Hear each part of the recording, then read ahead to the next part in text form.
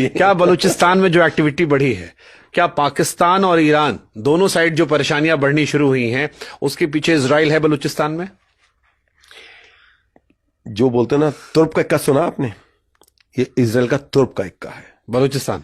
और दूसरी, मैं अब देखिए, मुझे आजकल हिंदी मुहावरों में बहुत शौक चढ़ा है, एक तीर से दो शिकार करना।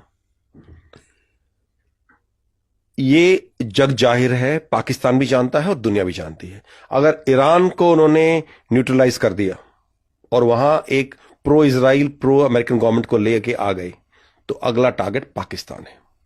100% इजराइल भी जानता है, ईरान भी जानता है, और पाकिस्तान भी जानता है, और हिंदुस्तान भी जानता है। इसमें कुछ छुपा हुआ नहीं है।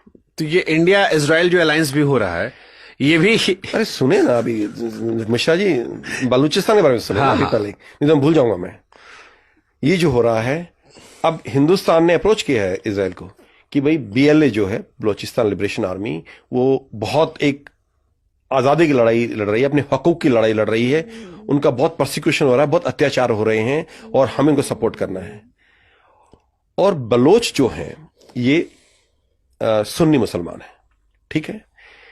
80% पाकिस्तान के इलाके में आते हैं बलूचिस्तान में, और 20% बॉर्डर के उस पार ईरान में है। ये जिस प्रोविंस को सिस बलूचिस्तान बोला जाता है, सिस्तान, उसमें रहते हैं। ईरान पूरा है शिया और ये है सुन्नी। तो अगर, और ये BLA के जितने भी वो उनका बयान आ चुके हैं कि हम, अगर इजराइल हमें मदद करता है तो हम इजराइल को मुल्क बनते ही एक्सेप्ट करेंगे, रिकग्निशन देंगे और उनसे अच्छे ताल्लुकात रखेंगे। उनको छोड़ दिए। मुल्क तो कभी बनेगा नहीं बनेगा ये तो वक्त बताएगा, बनेगा ये पक्का है, कब बनेगा ये वक्त बताएगा। लेकिन जब तक वो मुल्क नहीं भी बन जाए, अगर BLA में एक पैठ बना लेता है इजराइल, वो ईरान पे नजर रख सकता है, पूरे ईरान के ऊपर। वहां अपने ये बलोच एजेंट्स तैयार करके हर एक ईरान के इलाके में भेज सकता है, और यहीं से अपने एजेंट बना के पूरे पाकिस्तान के इलाके में भेज सकता है, और पूरे पाकिस्तान पर नजर रख सकता है। और जब युद्ध होगा तो all these people can be activated, which can be a force multiplier for your military attack. और ये एक तुर्क का इक्का है इस वक्त जो इजराइल के हाथ में है, और जिसको बड़ी केयरफुली और बड़ी माहिरता से खेल रहा है, और जिसमें हिंदुस्तान उसका पूरा साथ दे रहा है for obvious reasons. And Muslim ममालिक उम्मा का हिस्सा अफगानिस्तान भी इन दोनों मुल्कों का इसमें साथ दे रहा है। तो यानी आप ये कह रहे हो कि अफगानिस्तान और बलूचिस्तान में जो एक्टिविटीज बढ़ी हैं एंटी पाकिस्तान, वो समहाउ कहीं अप्रत्यक्ष तौर पर इजराइल से रिलेटेड है। मैंने आपको बोला, they are providing intelligence, they are providing weapons.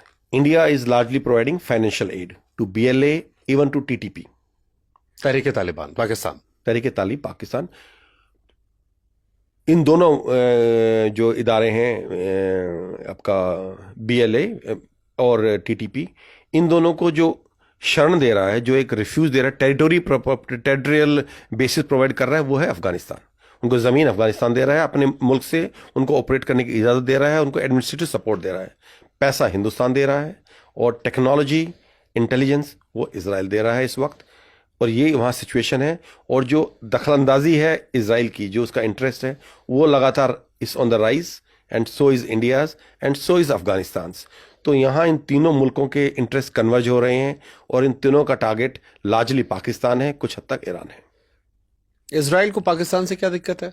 Nuclear weapon है, मुस्लिम मुल्क है, सऊदी अरेबिया से पैक्ट करके बैठा हुआ है, और अभी तक आज तक इजराइल को रिकॉग्नाइज नहीं किया है।